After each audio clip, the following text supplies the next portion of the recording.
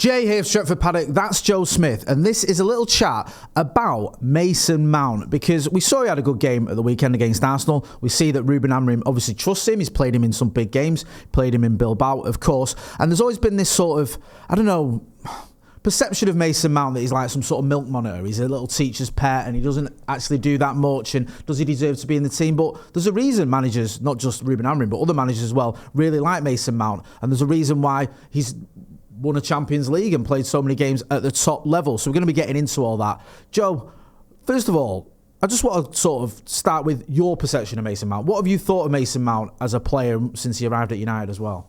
Obviously, there's a lot of time where he's not been in the squad, not been available, loads of injuries, was here through, Ten Hag struggling and getting sacked, which I think everyone didn't do very well during that period. There was very few players at Man United that looked good last season or the season before, realistically. And that's obviously the time he's been here. I think that when you start to see him getting fit and when you start to see the pre-season that he's had, the game against Arsenal that he's had, and like you said, you piece together all of these things of managers really trust him, teams play better and his teammates play better when he's playing. It's easy to overlook what he does, but realistically, there's a reason why everyone seems to like him, why he seems to work in systems, why you don't hear much about him kicking off in the background or being a bad atmosphere creator in the background. It's all good stuff that you hear. And I think finally we're starting to see that on the pitch as well. The sort of the fruits of that labour seem to be showing on the pitch. Yeah, we're going to get into a little bit more about his time at United, his career in general, but I want to go back to the Arsenal game because that was a real moment for me. I was at Old Trafford watching that game, and Mason Mount, I've always sort of been waiting for him to get going. I know he scored a couple of goals against Athletic Club. Yeah. He's had performances before where he's looked all right, but I've been waiting to see a performance where I go, I'll tell you what, Mason Mount smashed it. It felt like that moment to me against Arsenal. I thought in the first half in particular, I thought he did really well. What did you make of it? Yeah, he was doing things that he doesn't always do. He was an outlet straight from the goalkeeper. He was pressing very well, which he does normally do, but he was also having quality on the ball. He was getting shots away, he was bringing others in. And obviously he was playing in that sort of left 10 role, which is where he's done very well in the times that he has done very well at Chelsea and for England. And I think that we saw the best out of Luke Shaw as a left centre-back. We saw the best out of Patrick Dorgu as a left wing-back. And it's not all because of Mason Mount.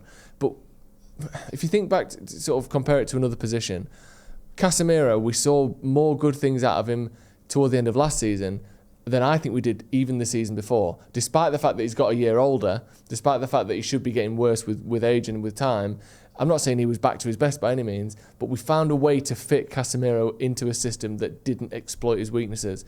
Mason Mount does that for the players around him. You get to see more of the good things from Dorgu because the runs off the ball are good, the layoffs are good. He brings other players in. He's selfless with his passing and with his runs. Compare him to Garnacho, for instance. Garnacho gets the ball and wants to do what's best for Garnacho. He wants to score the goal to be the hero. He wants to dribble past the man. Dorgu's flying up and down behind him. Not only can you not really predict what Garnacho's going to do from sort of one moment to the next, most likely he doesn't want you to be played in behind because he probably wants to have a shot himself. He also loses the ball erratically. He takes risks that aren't there to be taken. Mason Mount doesn't really do any of that. And sometimes you lack and you lose a little bit of the flair and the brilliance that you would see out of Garnacho, where he cut inside and smacked one top corner. But let's be honest, more often than not, he cuts inside and hits it straight at the keeper or straight around the post, as most players do. Mason Mount does the right thing so often that the players around him look better. And I think that is a great trait to have and a great quality to have, especially in a team that needs to change the perception of being lazy, being erratic, not following the manager's leads. Players like Mount and others in the team as well are a great sort of foundation to changing how Manchester United are seen and how they play. It's quite telling as well, isn't it, for Mount, because he's third season now. Yeah. And most players who are going into their third season, where they've not had a very good first two seasons for a variety of reasons, under Ineos and under this new sort of current guys at Manchester United, have been linked with a move. A lot of them have been dropped. Onana, people aren't sure on whether the manager fancies him still. There's a little bit of a cloud there. Rasmus Højlund is on the verge of a move. But Mount, there wasn't really much talk of that, was there? It was like, it's almost as though the first two seasons didn't count in the eyes of the manager. He's fully behind him. I think one thing is, Rasmus Højlund, we've seen near 100 games of him. Yeah. Which obviously, the bigger the sample size, the more accurately we can judge what you are, what you bring, what you don't bring. Mason Mount, we haven't seen that. what is it, 4 games in a row or 3 games in a row he played for the first time in 2 years last season. Like, that's if that was a science experiment, you couldn't say we've repeated this enough times to have a valid answer. You just couldn't. Yeah. We're slowly starting to see that repetition, and the more we see it, the better it gets. The other thing as well with Mason Mount is, and I think people are so obsessed with talent and with goals and assists and what you do on the pitch every single time, they forget about the fact that playing for Man United on a Sunday, as it was the weekend or whenever, is such a tiny fraction of being a Manchester United player. It's the most important fraction, don't get me wrong. Obviously, what you do on the pitch is the most important thing. But that is a sort of a result of the other 40 hours a week or whatever it is, probably less. I know they're not training 8 hours a day. But it's as a result of all of the other things. That is the sort of the visual representation of everything else that's gone on that week and in the months leading up to it. How the team address each other, what the atmosphere is like in training, what the sort of work rate and effort levels are like in training across the board, how the manager interacts with the players, how easy the manager finds it to impart his ideas on players, how well those ideas then stick in the brains of players. Mason Mount appears to be toward the top of the list on all of those things. Managers love him because they do, not just does he do what they say, he listens and he's smart enough to, learn it quickly. That, there was an article in the Athletic that sort of went through some of that. Managers really like him. He seems to be a good guy. Obviously, I don't know him. I'm not spending a lot of time with him. But the interviews you see, the way he seems to interact with his teammates in training footage, the way people talk about him, it seems to be that he's a popular figure in the dressing room. The fact that managers can not just trust him on the pitch, but trust him off the pitch. Has there been any controversies? Have we seen any weird pictures or him doing this or reports of that? You don't really see any of that. He's a pretty safe pair of hands, sort of, in terms of being able to be, at the front and centre of someone's system. All of these things matter. Creating an environment that players want to be in is important, and he seems to do that. Then at the end, obviously, of the week, you see the game on a Sunday, and I think there has been times, and he's definitely needed to improve on those things. But when everything else has been so good, you can see why the manager wants to stick with him. And why there hasn't been all this talk about getting rid of him, a sale here, ostracised, he's getting kicked out of the squad. There's been no mention of that. And he starts the first game of the season, which against Arsenal is one of the biggest games of the season. Let's make no mistake about that. I think that it all makes sense. It all adds up to being a player that managers want to give another chance. And I think we are starting to see why on the pitch. How important do you think it is for Ruben Amorim to have options? Because logic would say that if everyone is fit, the front three is probably going to be Brian Mbeumo, Mateus Cunha and Benjamin Sesko leading the line.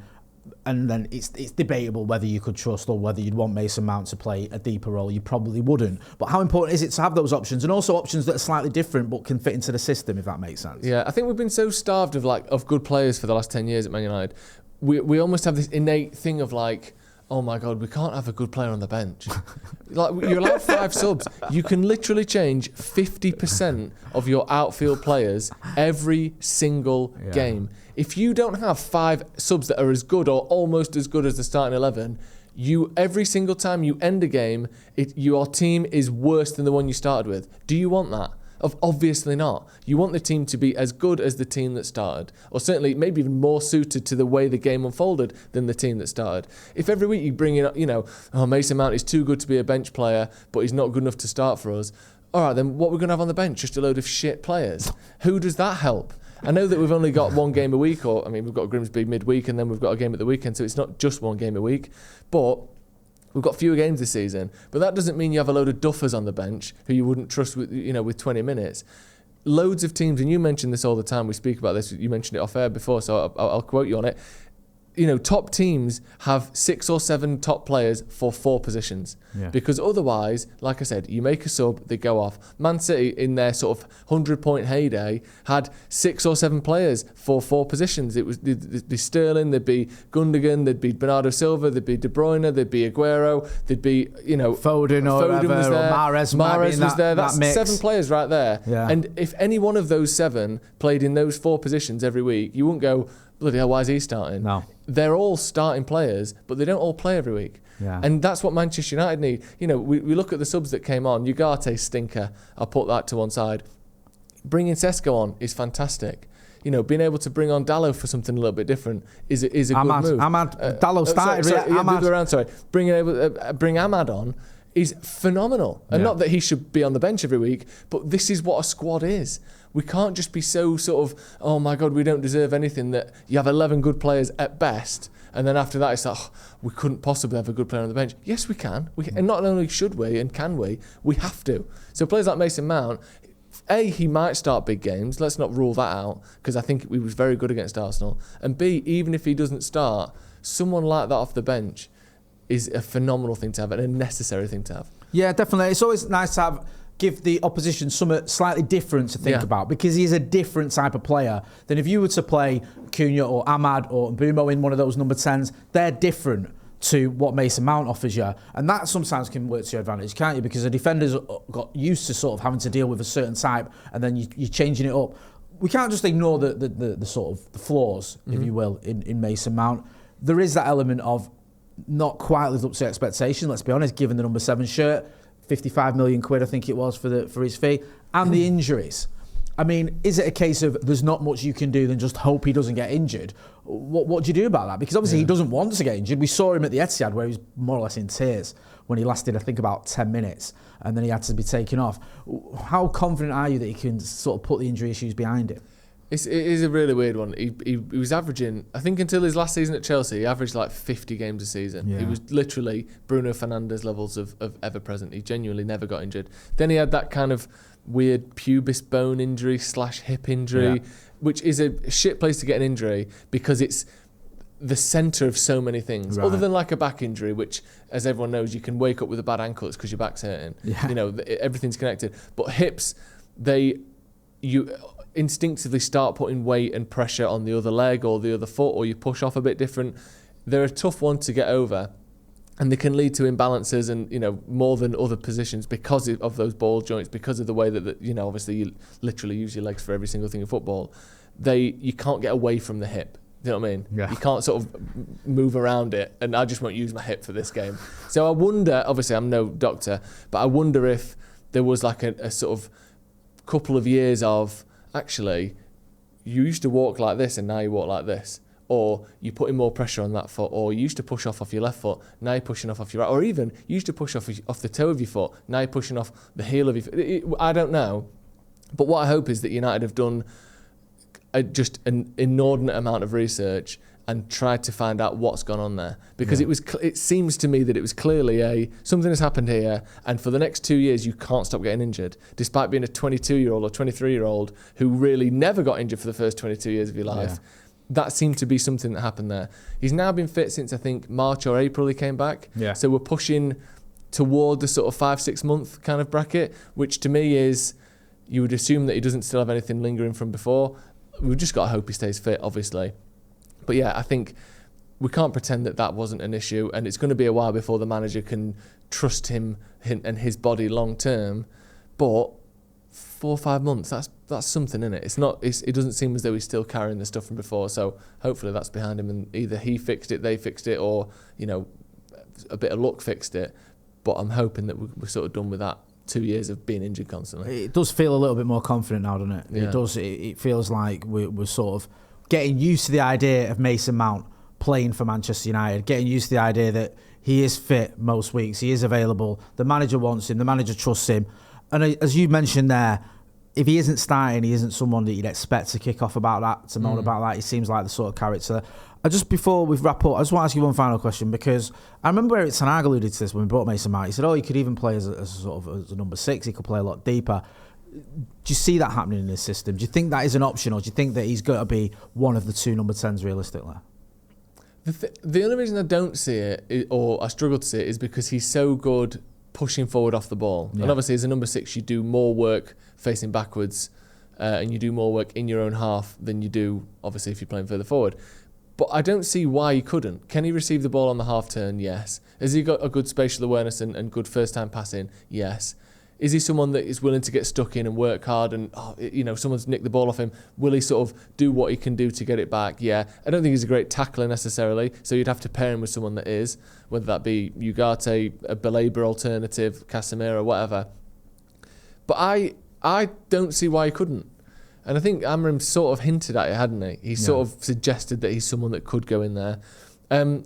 Once he's got his confidence up, once he's got that, first time, every time sort of mentality on the ball, and I think that does take a little bit of time to build back up, where it's the ball comes to him in a tight area and he can just flick it around the corner, no problems whatsoever. But he's definitely got the ability to do that. And also, and you mentioned before about the sort of the price tag a little bit earlier, and I think the price tag thing is a wider thing with football now, where I think we have to just stop talking about players' price tags. Not entirely, because if you waste a load of money, that's one thing.